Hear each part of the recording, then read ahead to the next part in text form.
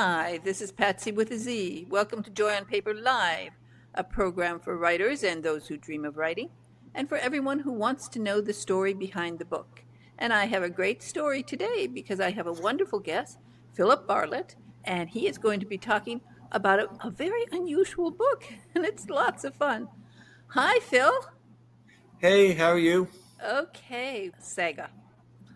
This is just a fun book. I was so impressed with it, with your writing, and just the concept.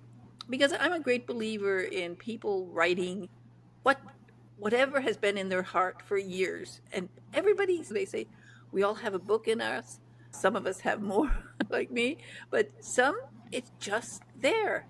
And I so admire somebody who finally sits down and writes. Let's talk about Sock Saga because this is a story that's been with you a long time. Yes, it has. It's actually been with me since I was about 6 years old.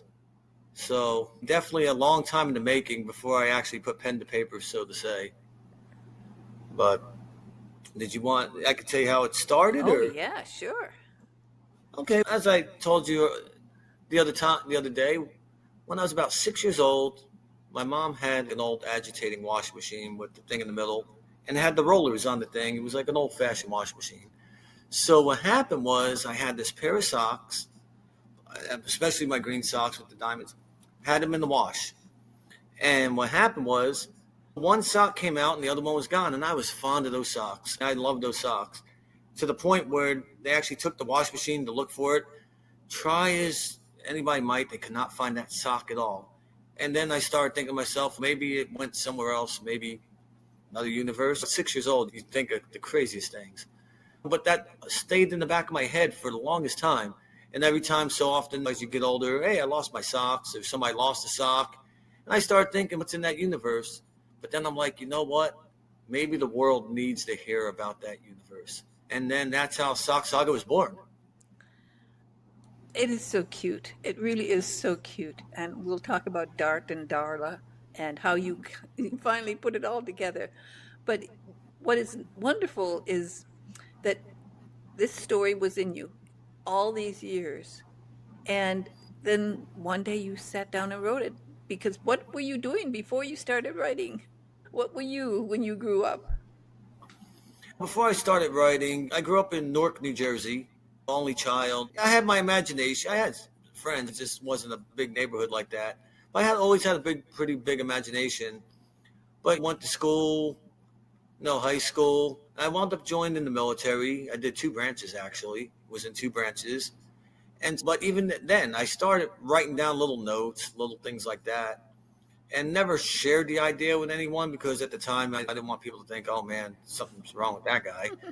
But so the idea was always in the back of my head. But even on the ship, people lost socks, and I'm like, oh man, this is it. This is definitely gonna happen. But otherwise, it was fairly uneventful. I had a fairly uneventful life. Just wanted to join the military, see the world, that type of deal. So Nothing. you're living in the Clearwater area? I live in the Tampa Bay area, so I'm Palm Harbor. That's a beautiful area. And of course, that's where WTAN, that's our studio there, and that's where I broadcast my radio program out of. It's I know just all about it. oh, it's a wonderful place and a great place for an imagination. Now, it's nice that you had the sock. It's better than Kafka and his cockroach. So, Oh yeah. that's why I got such a thrill out of this.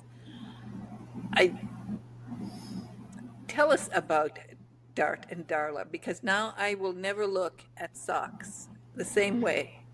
I will always have names for them. Without digging, because there may or may not be a surprise towards the back of the book, but Dart basically is my main character. Dart is everything I would imagine him to be. Maybe a reluctant leader, shy a little bit, exploring the world, always knowing he could do more in life, and actually gets that chance to do some great things in his universe. I would say Dart is a thinker. Dart's a thinker, a planner, not impulsive, no, certainly fun loving and stuff like that. But he's a young sock. And yes, in my universe, Socks do, socks do have an age of sort. So Darla, every sock has a mate. That's how in the universe, every sock obviously has a mate. And Darla is for darts cautiousness, whatever. Darla is the opposite a little bit, adventurous a little bit. Say it's like yin and yang. They balance each other out. So Darla doesn't figure into the book as much in the begin. Without saying it, but Darla definitely is going to be an integral part, I would say, without spoiling it. Exactly. So when you wrote the book, did you have in mind writing it for children or for adults? Because you have so many ideas in this book, and I think adults will enjoy this book. That's what I did. I, Dart really captured my heart. Thank you for that. Yes, actually, my book was intended for kids, but I started thinking to myself, adults, we were all kids at one time, and we all actually had that same idea about missing socks. Adults think about it. And yes, my book is definitely what's remarkable about my book. Any kid can open my book, and my book is totally, any kid could probably understand the sock universe, the sock verse, so to say. And adults, of course, could read it. I want adults to read it. I want adults to understand that, yes, their socks are actually off in another world, living a life. And maybe it'll give some closure to some adults who might be really into that where is my sock type of deal. The thing is, when you started writing it, so you made this decision to write the book, did you have an outline? Did you know where you were going with it, or did you just one day sit down and start writing and letting it flow? Believe it or not, the way it started working out was I did a couple things. First of all, I needed to see my socks. I needed to see what they looked like. I knew what my socks looked like in my head, but I needed them. So I got with an illustrator, Suleiman Anque. He's located in Newark, New Jersey, a very good artist. And I knew his family and went to grade school with one member of his family. And he was able to put the pictures on paper for me where I could visualize. He worked with me so I could see them. So when I had that picture, I was writing an outline as it was, but as soon as I got that picture, it started making sense. I started saying, what if this happened? What if that happened? And I would listen to music. And when I'm listening to music, certain things, all of a sudden, I could write the scene according to how I think the song is in a way. And it just gave me like clarity, so to say. I went to a different spot, went someplace where there was no distractions, and it just started coming out. But there was a lot of trial and error, a lot of crumbled up pieces of paper. I literally wrote my stuff by pen and paper before I even started putting on the computer, and I had sticky notes and everything. As my day went, something would come up for my book idea, and I'd put on a sticky note. Then I had the board to put all the sticky notes on, like how a detective would look like at the crime scene. And I just started putting the story together and then just filling in the blanks. Your writing is really excellent. It's really fine writing. So, had you written things before? Had you done Well, yes, I've technical written writing things or something? before. Because you're a good writer.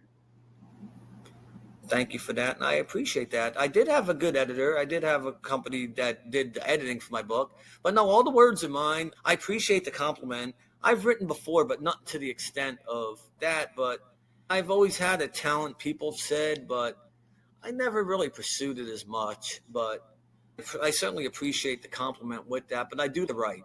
I'm always writing. Like I have a friend named Galen who always said, always write. Pretty much just never stop writing. And that's what I intend to do is never stop. So, did you join a writers group? No, I am totally solo. This is my first venture, my first book ever. So this is all, some of it I'm wading around in the water, still looking for which destination to swim to. So right now it's an open ocean what I have going on here. I have no writers guilds. I didn't join anybody. I didn't even, and looking online for help, I was like, I'm better off self-teaching myself. And I've gotten some advice here and there, but no, no, I don't have a writer's guild or nothing. Maybe after this, if the book takes off, then maybe some people would want me to be in the writer's guild with them. I don't know. For somebody who just started writing, simply the way that you write, the words that you put, the, It's so good. It's really so very good. I was thinking to myself, oh, this is sometimes you say natural talent, but obviously you must be, are you well read? Because where do this whole thing, because you're able to carry from chapter to chapter, you make it, you move it, you propel the story. You've come out with lots of clever ideas, things that I never would have thought of in relationship to a sock. But you did it, and it's so believable that by the time I had gotten to like the fourth page, I knew Dart. I love Dart. I was on Dart's side, and I wanted to know what was going to happen to him. This is really a talent. Thank you for that. I'm humbled for you to even say that, because it didn't take me. It wasn't right away. This took me a lot of years in the making, on and off writing. I didn't because I have to work and make a living. I didn't have the luxury to honestly just sit and really put it in. But I would say the last 2 years, there was a little girl, and this is what made me write it and maybe even get the words a little bit, how should I say, eloquent. There was a little girl who see me writing, and we were talking. I was talking to her parents, and she was about 9, and she wanted to see. So I gave her a couple chapters, like little things to read, and she was amazed. She was like practically, "Oh, what happens next? What happens next?" And it was inspirational. I'm like, you know what? Here's a kid. I seen her eyes light up, and it was just amazing. And I'm like, oh man, this is something. So it's inspirational. So I was like, you know what? I have to make this story worthwhile. And like I said, a lot of crumbled paper, a lot of pen, ink, everything. And it didn't happen overnight. I wish I could say, yeah, I knocked it out within a week. But I did have an editing company too to help me out. But like I said, it was more or less, no, I don't like this in there. I don't want that in there. We're going to keep this idea. I want it. And I drove them crazy, but hey, it's my ideas after all. I want the book to reflect me. When did you start reading? Were you a young reader? I was probably my aunt Kathy once said that I taught myself pretty much. I used to like pretty much teach myself how to read, like cereal boxes. She said I didn't know that, but I would try to read the backs of cereal boxes. And growing up, like I said, only child, had some friends, but I lived in a part of an area where there wasn't like a lot of people. So books became my friend. So at an early age, my friends became, I don't know if I could plug other books, but I wrote Sure. other, Whatever books you like. Tell me. my friends were like, I would say Frank and Joe Hardy, Nancy Drew, Alfred Hitchcock and the Three Investigators. Those were good, like Boy Detectives. Even Enid Blyton, an English author, I found books of hers. It was the Goodwill. My mom used to go to the Goodwill, and I used to be a little kid, go there, and it was just a wonderful treasure trove of books. Yeah, I could say I've read so many books, and as I got older, I always read. Even when I was on my med cruises in the Navy, I'd always have a good book to read.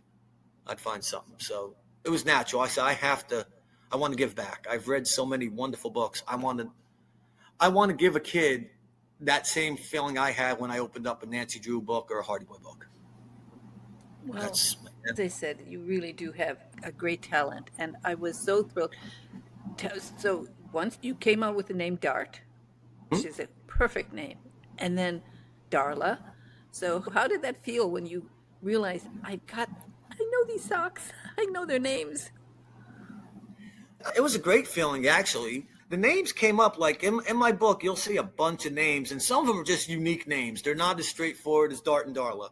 You got Arma, Amawe. You got without you got some good character names in there, and the Shui. names I I don't know like that's a great who. name.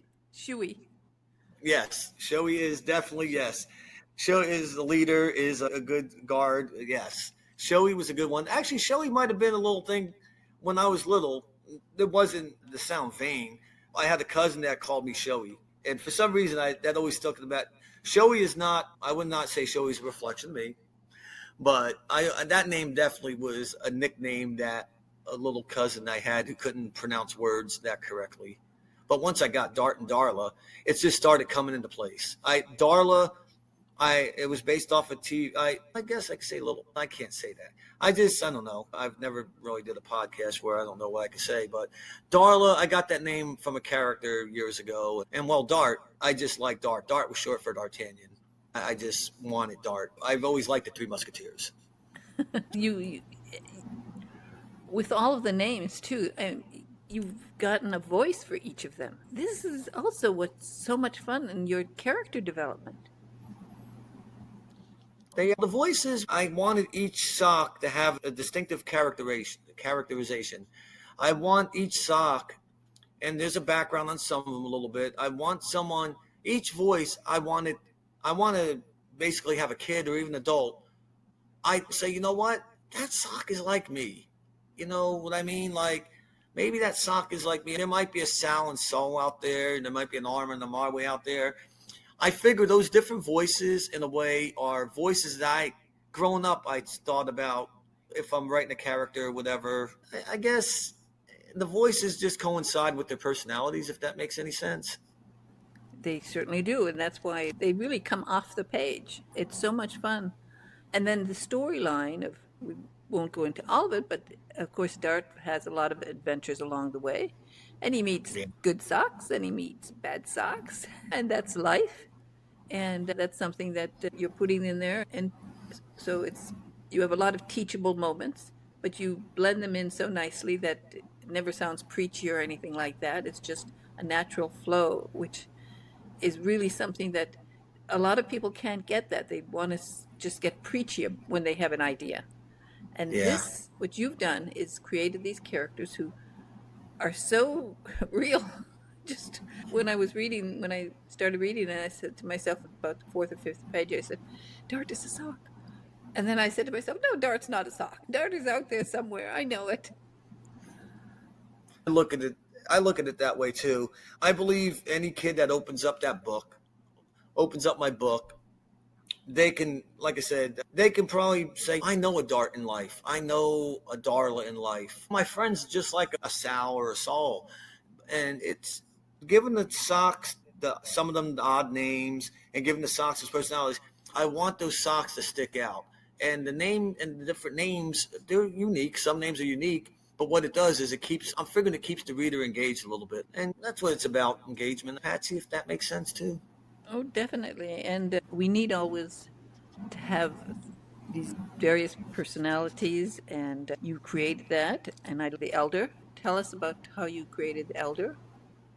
Without giving the High Elder, how would I describe the High Elder? I always looked at it as all these things out there, they always have the same old character development.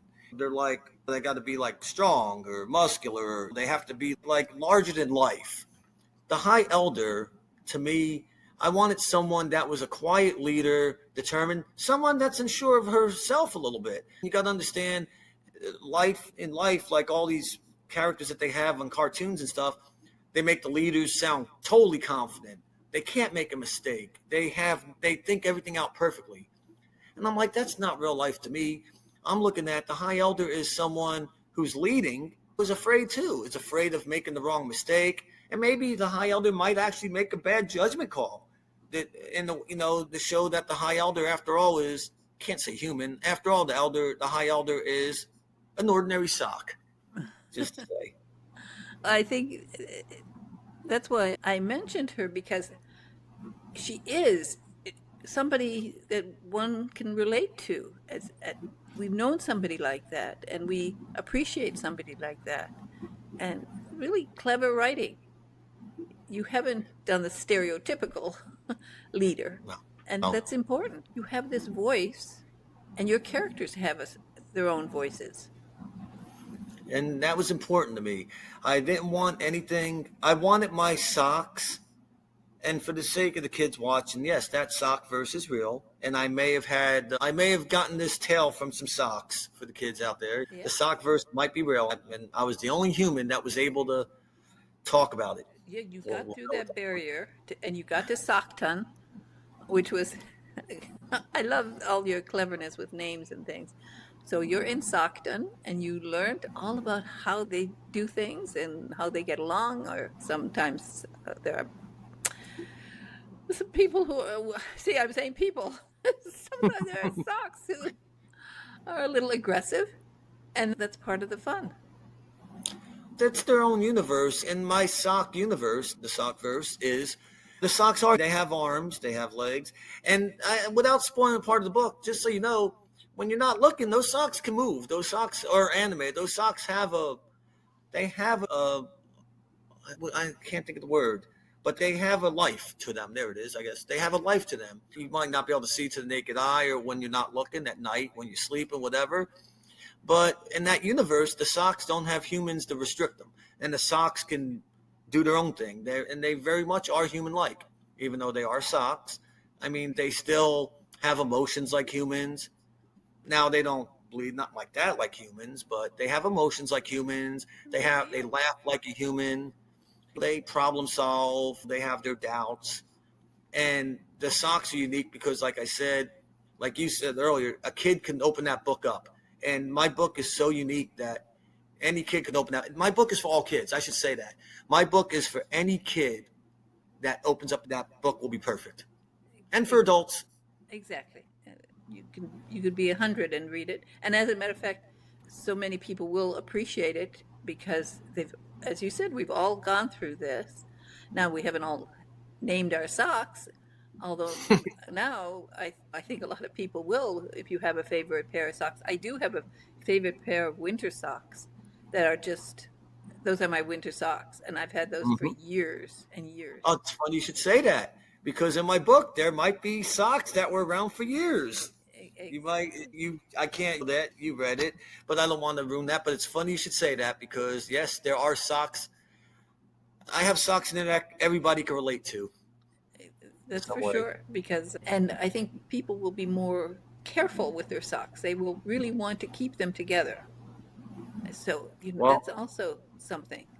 Because I had mentioned to you in an email that when I was a little girl, we were in our summer house, we were hanging our laundry on a clothesline, and I was a neat one. I always hung the socks, I matched them because I like to see it. I like to see them all in a line, all, But I also had that problem that sometimes there wasn't one, and then I would try to yeah. search for it. Yeah, Your sock is in the universe, it's in and the universe. if you lost it, the sock is good. And the bad and good is if you throw the sock away, it makes that universe too. So there is a battle between good and evil. But the sock that you lost, rest assured, is living a happy life, either existing in the world with other lost socks. So it's got a home, Patsy. It's there.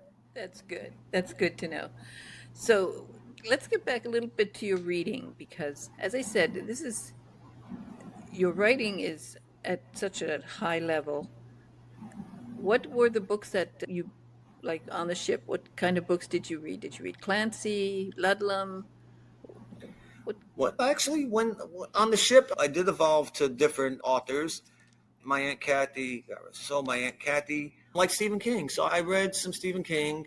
I read a fantastic author called R.A. Salvatore. And the thing was, I'm not even in this fantasy book. I wrote a book about. So I should say, I'm not into a lot of wizards, warriors, dragons, stuff like that. But he wrote a pretty good trilogy.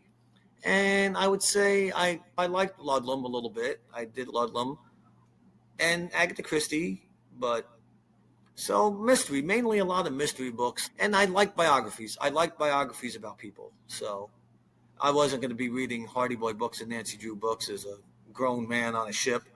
I figured that might lead people to what's wrong with this guy.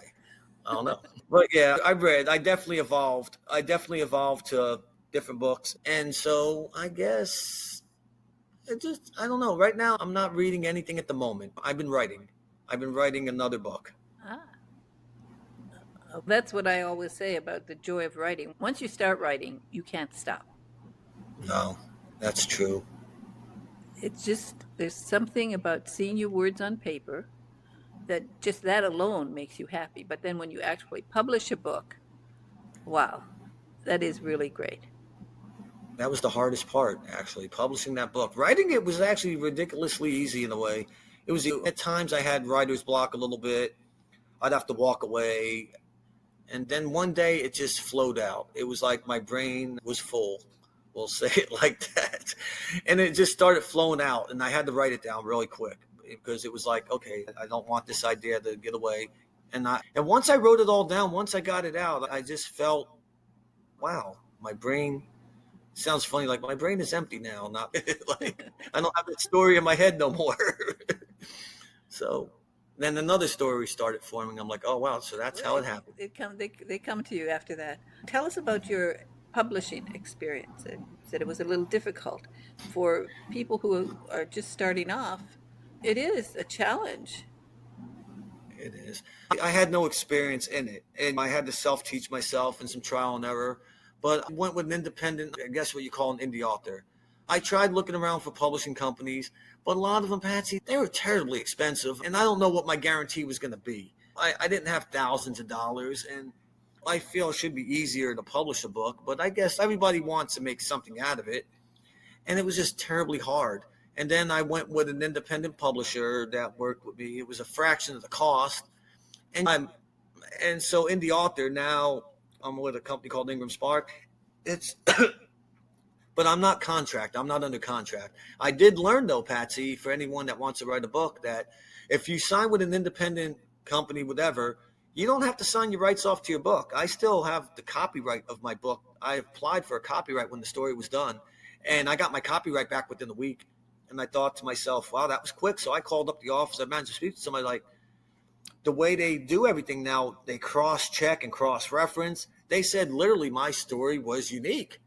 And so I held on to that copyright. And so if I did sign with somebody big, I would actually have to sign off my rights to the book. And I don't know how I would feel about that. If that's going to be the next step up to get my book to the masses, then I have to do what I have to do. But right now, everything's mine. And that's what you get when you self-publish. And that's a good feeling too, because it does give you a lot of options. So, how did it feel when you got your first copy of your book?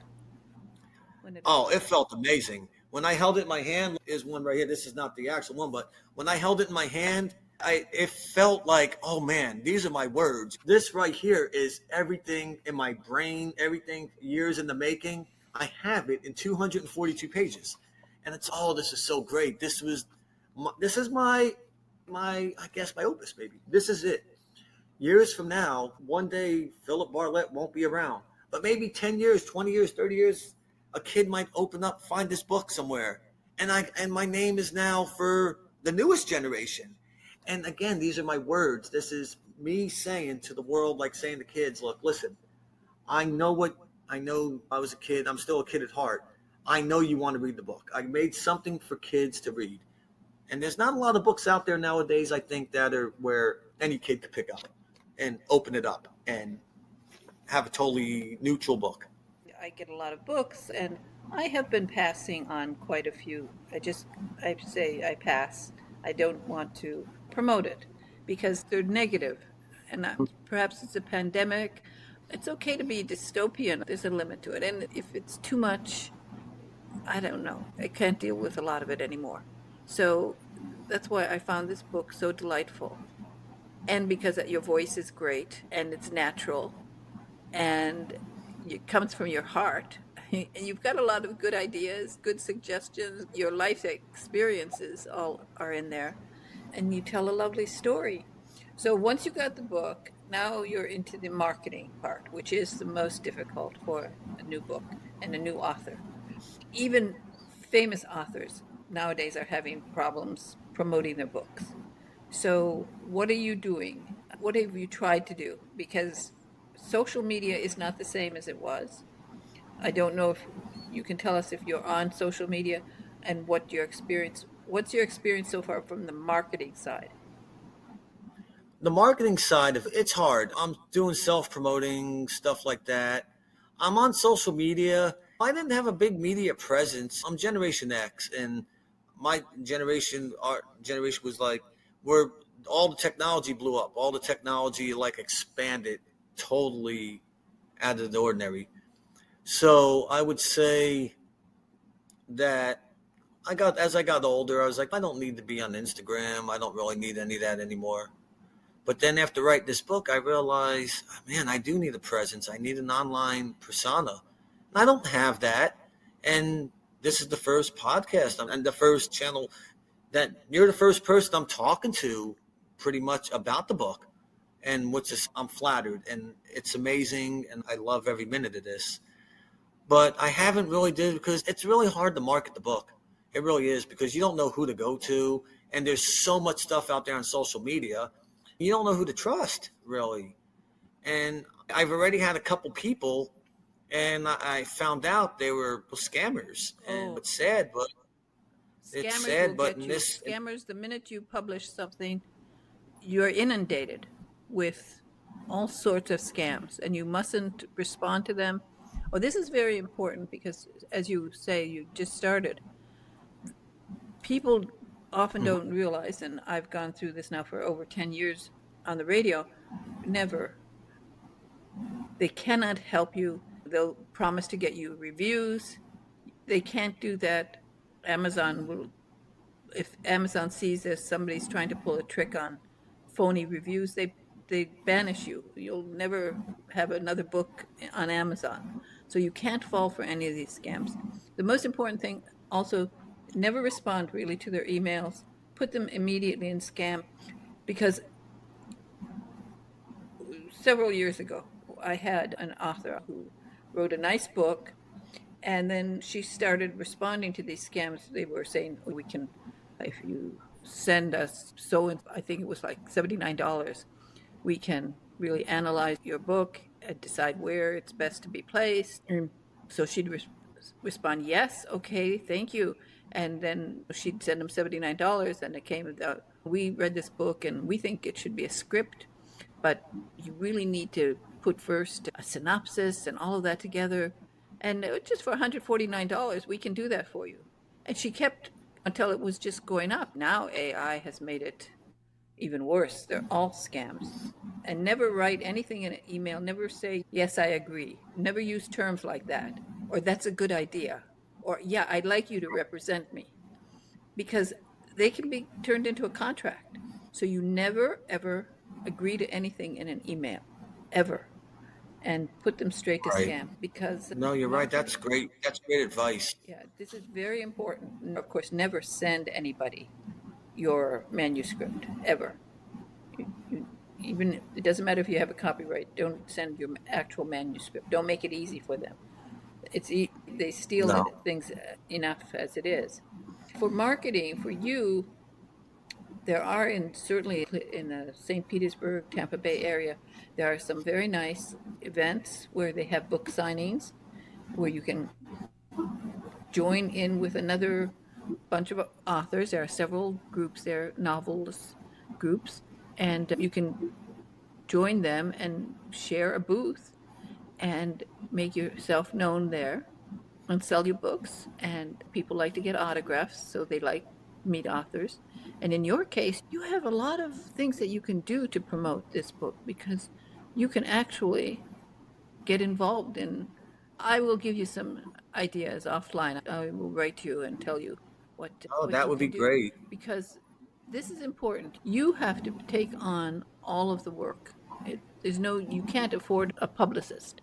Publicists charge a fortune, and I have yet to Yeah. meet maybe in all the years that I've been doing this, and of course I interview the most famous authors, Baldacci and Lee Child, and all of the biggies have been on Joy on Paper. Now they have publicists, but a good publicist charges like $4,000, $5,000 a month, 4 years contract. So you're not going to do that. And so many No. publicists will come along and they will offer to do this for $400 a month in with 6 months, and you'll say maybe that will help me. It won't. It won't. In the end, it won't. You have to be, you have to be your billboard. You have to be the billboard for yourself. You have to go to events, and you have to make yourself known, and you have to build up your own. Start locally, local publicity wherever you can, where there's an event, whether it's any kind of event where they let you be there, or you can join somebody else because there are other authors always looking for sharing the cost of a booth. And you don't need nobody unless you're really famous. And there are some authors in the Tampa Bay area who are really famous and they'll take a whole booth for themselves, a whole table for themselves, and they have all their books. There's a couple of authors I know who have 3 series, and they have 40 books, so they can have it spread out all over, and that's Oh, yeah. impressive. You're not going to be in that position, but you can create wonderful, eye-catching signage. You can capture people's eyes by, I don't know, I can come up with lots of ideas for you, which we'll do offline. But you have to be the one to do it. And so much of books, really, in the end, selling books is by word of mouth. You have Yeah. to get other people to work for you. In other words, a very important lesson I learned when I was first starting in Tampa Bay, they had a book event in a ballroom in one of the hotels there by the airport. And there were about 30 authors, and they had their tables, and it was nice. They were romance authors. One of them was particularly effective. They had their tables and they had their decorations, they had the stuff to give away, they had all sorts of stuff. And of course, they signed their books, and people do line up. Even if they're not interested in the book, people just like to have a signature from an author. And one romance author walked into the ballroom, and she's a nice, sweet, beautifully, very elegantly dressed older woman. And she walks in with 2 hunky guys, gigantic, like giants, with ripped t-shirts, and they are so hunky. Every woman in that ballroom gravitated to that woman's table because they didn't come just for her books, although she's a good writer and they liked her book. They all came to have a selfie with the guys. As a matter of fact, I went to have a selfie with the guys because they were something.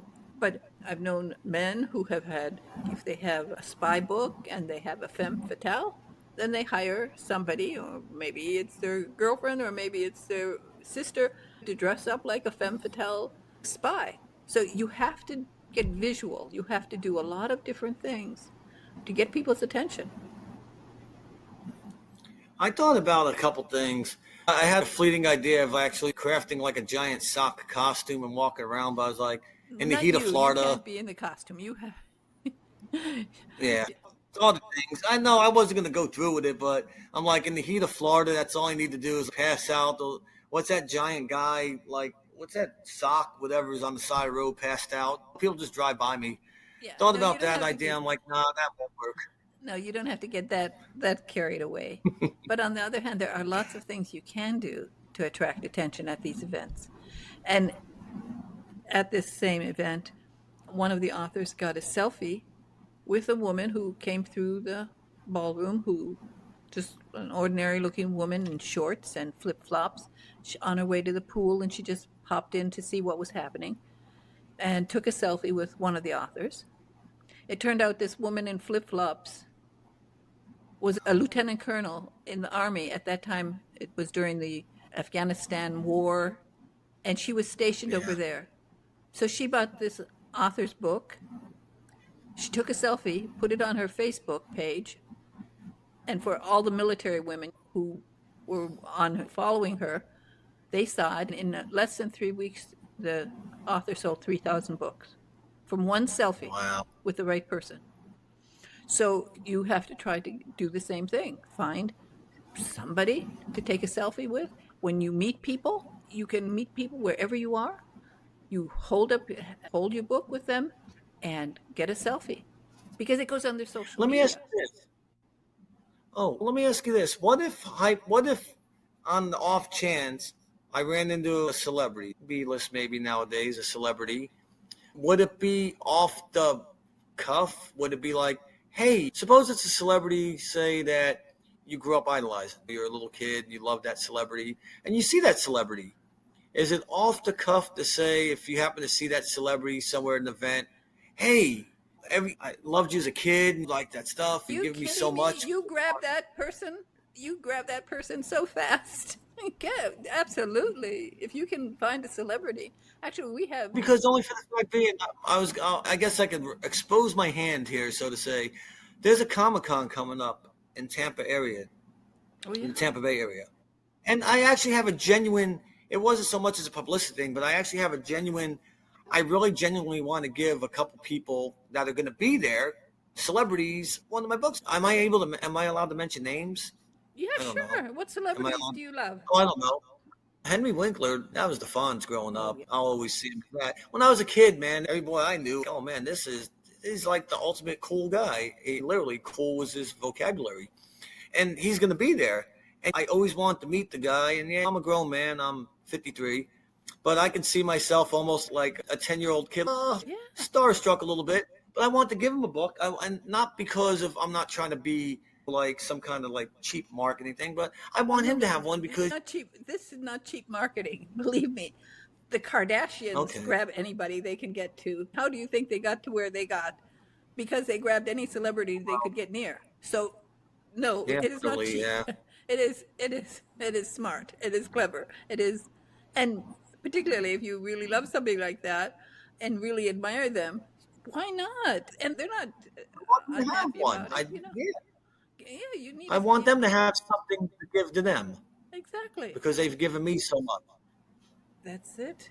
Who else? Who else is going to be there? I didn't look this. Carrie Elwes is Usually, I going to look be for there. you. Carrie Elwes is going to be there. He played, okay, The Princess Bride was one of my, growing up, one of my best movies. I'll still watch The Princess Bride. I don't care. I love that movie. It's a quotable movie. And Dread Pirate Roberts, Wesley, the Man Black, whatever you want to call him. He played such a great character. And that's another one. Growing up, I had a fake sword like that. Without going into too much embarrassing the heck out of myself on live, I might have thought I was Dread Pirate Roberts at once or twice when I was younger, but I'm not going to go into those stories. No, I might have actually had a fake sword and See you doing it. I can see you doing it. Okay, okay. You're blushing now, so you did it. See, this is what I'm saying. It is yeah, not I cheap publicity. It's smart publicity, and that's what you have to do. So you don't have you don't have a website and social media yet, right? I'm creating a website right now. It's slow going a little bit. I'm not exactly tech. I'm not going to say I'm not tech savvy. I'm not It completely takes useless, time, but but there's so much stuff. It here's does what I'm take going to time do. to. Here's what I'm going to do for you. Here's what I'm going to do for you, Phil. I will be sending you some information about marketing, things that will help you, and then what I will try to think of some other very significant things that you could do, and I will let you know. And of course, this will go on, and we'll help promote your book from here on YouTube and get perhaps some more graphics and things for you. And that's what we're going to do for you, Phil. PatZi, that's great. That means a lot to me, and I certainly appreciate your support because, like I said, I know that story. The right people get that book. The right people get that story. It's a gem. It really is a It is. gem, It and is. I just feel everybody will eventually love that book. I I agree. appreciate you having me on the show. Because I do. I love Dart and Darla, and it's a wonderful story. You're a great writer. I didn't even need to ask if you're writing the second book because I knew the minute I read a few pages that you'd never stop. And so that's it. You have a long way to go, but I will help you as much as I can. And just, it's been a joy, a real joy to talk to you today, Phil. And it's Phil Bartlett, Oh, thank you. and the book is Suck Sega. And it's a really fun book. Everybody get it. It's available on Amazon and both print and Kindle versions. It's a great read. Thank you so much for joining me today, Bill. Thank you so much for having me on. You have a great week. Thank you, and bye bye now.